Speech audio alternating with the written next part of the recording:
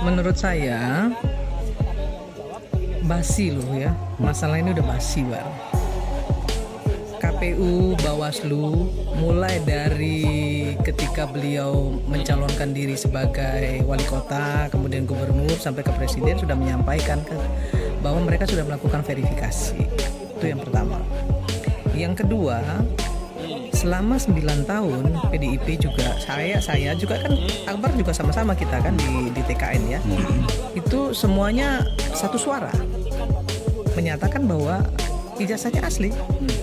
Bahkan kita pasang badan untuk itu. Oh, waktu itu belum ada isunya bahkan sebenarnya. Saya tahu persis itu. TKN tahun berapa ya? 2019. Oh iya, ya 2019. Iya, oke. Jadi menurut saya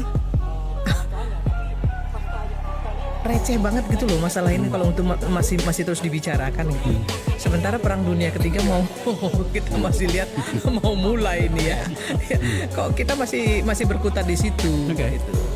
Bahkan saya ingin mengatakan gini, ya kalau memang itu palsu misalnya, kayak palsu katanya, menurut Roy Suryo.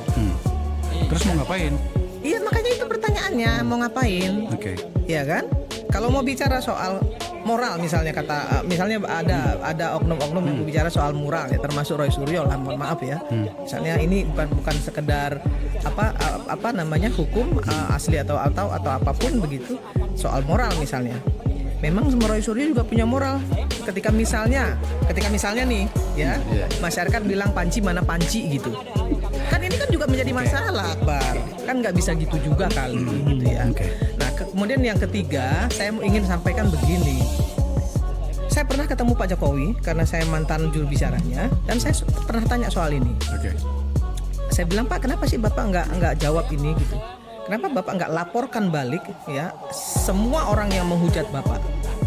Beliau bilang, Bu Irma, semasih mereka hanya sekedar mengatakan saya jokodok, mengatakan saya anak PKI dan lain sebagainya, saya nggak peduli, saya kerja aja untuk rakyat.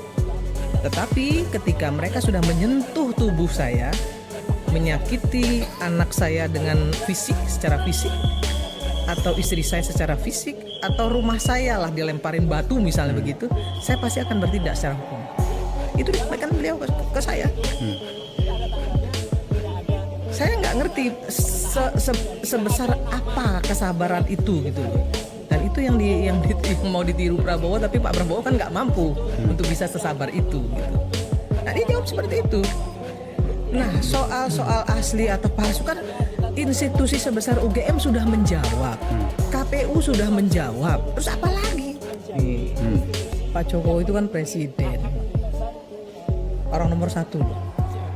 Kemudian dia sudah menyerahkan, sama kayak kita barang, waktu kita mau jadi caleg, kita kan menyerahkan ijazah yang sudah dilegalisir, sama sama beliau.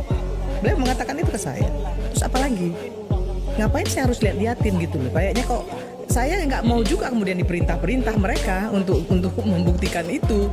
Ya yang harus membuktikan itu yang mendalilkan kata dia. Yang harus membuktikan itu adalah KPU, Bawaslu, UGM, dia bilang. Kenapa harus saya? Terus saya sudah melaksanakan hak saya, tugas saya, kewajiban saya kepada institusi yang berwenang untuk itu, gitu loh, Bar. Karena menurut saya kalau saya jadi dia kan juga nggak mau diperintah begitu, karena nggak benar juga. Nah, satu yang ingin saya sampaikan, satu lagi, Pak.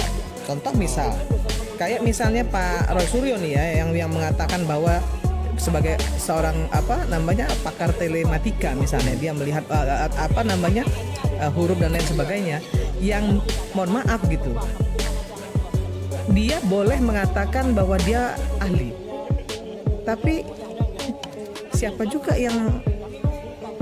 yang boleh juga mengatakan bahwa dia bukan ahli, karena secara disiplin ilmu dia tidak punya keahlian untuk disebut pakar telematika. Kan seperti itu. Tapi saya nggak tahu kenapa beliau terus menerus ini ya ikut-ikutan untuk di dalam hal-hal yang berkaitan dengan telematika. Nah, kalau kemudian masyarakat, saya juga punya TikTok, kebetulan banyak sekali ya. Ini saya punya follower juga banyak gitu ya, yang mempertanyakan ngapain sih dia kok kayaknya ribut banget, bising banget sih soal ijazah Pak Jokowi ini gitu. Itu juga menjadi pertanyaan masyarakat terhadap beliau. Dan kalau masyarakat kemudian mengatakan kepada beliau juga bahwa dia adalah ahli telematika palsu misalnya, kan juga dia nggak boleh ribut juga gitu. Nah, jadi menurut saya Bar, hari ini yang harus kita bicarakan di meja Akbar Faisal Unsensor ini, bagaimana Indonesia ini ke depan ya, di krisis ekonomi global yang sangat mengkhawatirkan ini bisa menuju Indonesia emas.